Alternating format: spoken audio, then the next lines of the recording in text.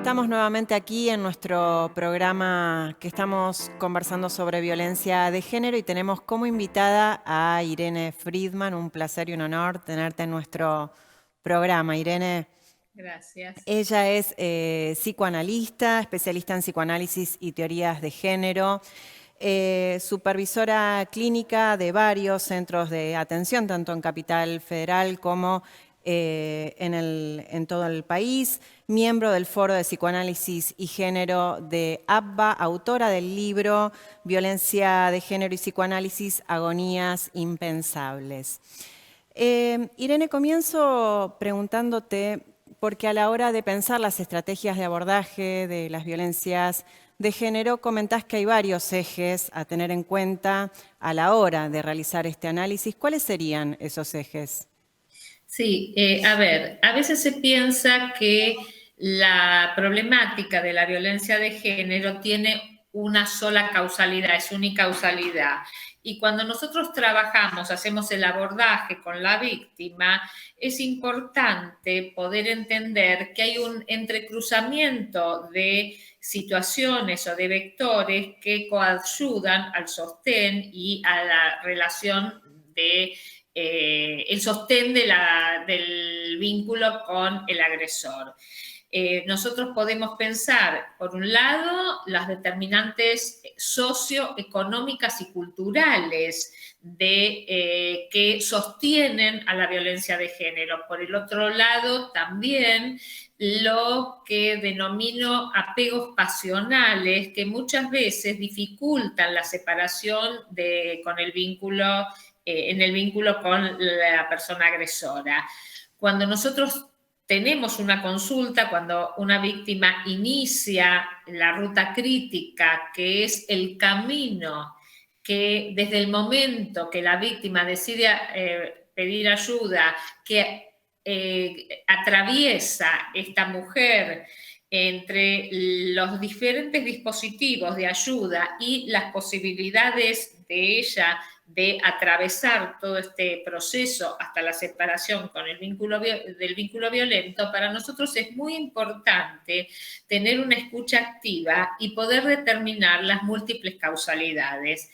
¿Qué quiero decir con esto? Que si es un problema económico, los planes que las políticas públicas están diseñando tienen que estar disponibles para que la víctima cuente con ellos, así como la información clara de cuáles son sus derechos legales. También la posibilidad de trabajar con lo que implica la separación de ese vínculo con la persona violenta, así como desde la perspectiva psicoanalítica, poder hacer un trabajo de fortalecimiento yoico, porque una persona que estuvo sometida a un vínculo violento muchas veces cuenta con un yo arrasado, que hay que volver a fortalecer, estructurar para que pueda atravesar la ruta crítica. Irene, vos trabajás un concepto muy interesante que es el imaginario libertino. ¿En Sí. qué consiste este imaginario y cómo se vincula con la violencia de género?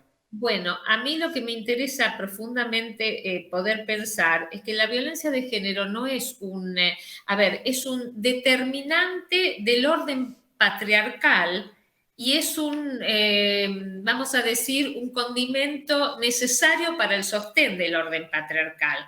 La autora que enuncia este concepto es Celia Morós, y lo que ella postula y que yo tomo es que hay una deriva en la violencia de género y sobre todo en las prácticas de violación de lo que se llama las representaciones del imaginario patriarcal dentro del orden social al imaginario libertino, que es la autorización que tienen los varones dentro de esta cultura a apropiarse del cuerpo de las mujeres y utilizar ese cuerpo según su deseo. Por lo cual, en este imaginario libertino, tal cual lo enuncia el Marqués de Sade, no hay noción de violación. ¿Por qué? Porque el Marqués de Sade postulaba que todas las mujeres deben darse al deseo de los varones, cualquier deseo que éste sea, por lo cual se desmiente la práctica violenta. Para el Marqués de Sade era obligación de las mujeres y era potestad de los varones apropiarse de esos cuerpos. Esto es la estructura violenta del patriarcado, que de alguna manera habilita el ejercicio de violencia. A propósito, también en relación al incremento de las crueldades, las manifestaciones de violencia como los femicidios, lo relacionabas con las crisis de legitimidad del patriarcado, ¿no? Sí. ¿Cómo quedaría vinculado esto? A mí me interesa, a ver, una pregunta que me hacen frecuentemente cuando hablo en público es si hay más violencia contra las mujeres o se visibiliza más. Y a mí me parece que la pregunta más correcta, porque violencia contra las mujeres desgraciadamente hubo siempre, es cuál es la modalidad de violencia que se instaura en cada momento histórico y en cada proceso histórico.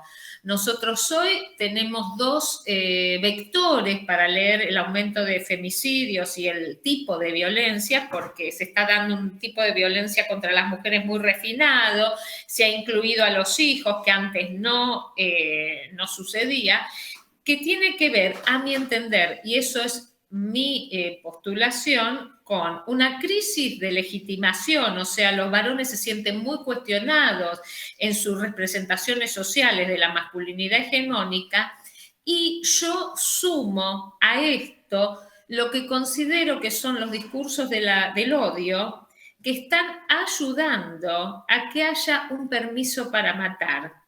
Si ustedes quieren ver un ejemplo, 10 minutos viendo los haters en las redes. Realmente nosotros estamos presenciando un permiso social de decir cualquier cosa y enunciar discursos violentos y femicidas sin que haya una sanción muy alta del orden social. Y mi postura es que esto está ayudando a que haya un aumento de los femicidios. Irene, ¿cuáles son los obstáculos que insisten al momento que las mujeres puedan separarse de los vínculos violentos? En principio, porque nosotros tenemos que pensar en el orden del país, cuáles son los dispositivos, hay una falta de dispositivos entrenados, capacitados para alojar a las mujeres que van a denunciar violencia. En principio diría que ese es uno de los pilares que falla. Por otro lado, hay situaciones de vulnerabilidad social y de aislamiento progresivo que sufren las víctimas de violencia de género, con lo cual hay que fortalecer a la víctima brindándole adecuado sostén económico y, si es necesario, en casos muy graves, la posibilidad de los refugios. No sé si ustedes saben que hay pocos refugios en la Argentina y hay pocos dispositivos altamente capacitados. Por otro lado, hay que permear a la justicia con una lectura con perspectiva de género, porque realmente a veces encontramos fallos vergonzosos. Y por último, hay que trabajar, sí, con la apoyatura del abordaje psicosocial, todo el proceso de separación del vínculo con la persona violenta. Si bien quiero hacer un señalamiento, que muchas veces hay una creencia de que las denuncias tienen mayor incidencia en las mujeres que se quieren separar. Si bien el porcentaje es altísimo, hay un porcentaje mayor, y esto habla de qué está pasando con la violencia de género, que es que muchas mujeres van a denunciar que ya separadas el agresor las sigue acosando y no las deja tranquilas. Irene, en tu último libro, Agonías Impensables, referís que en relación a los equipos, ¿no?, que abordan la problemática, que trabajar sobre violencia de género es estar en contacto con lo siniestro de la cultura. ¿Cómo incide esto en los equipos de trabajo?